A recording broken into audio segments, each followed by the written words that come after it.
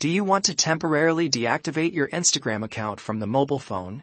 Well, in this video, we're going to show you how you can do just that. If you need to take a break from Instagram for a certain period of time and deactivate your account temporarily, then you want to open the Instagram app on your iPhone or Android device, and then go over to your profile page by tapping on the profile picture at the bottom right corner.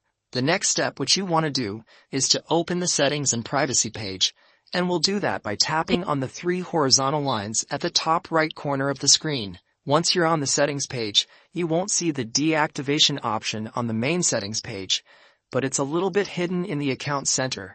But we can click on the search bar at the very top in order to find the option and save us a little time. So type deactivation, and you should see the option pop up below the search bar. You can see that it says deactivation and deletion, and that's what we will click on. That's going to get us to this page directly, where we can select what Instagram or Facebook account we want to deactivate. And I'll select my App Tutor account right here.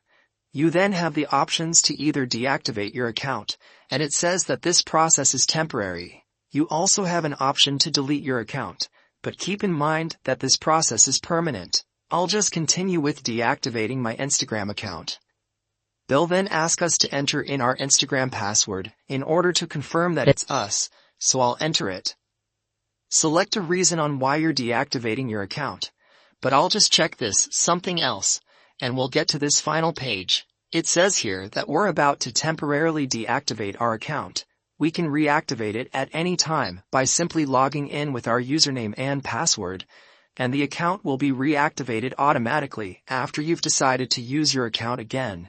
Just tap on the Deactivate Account option, and that's it. Your Instagram account will be temporarily deactivated.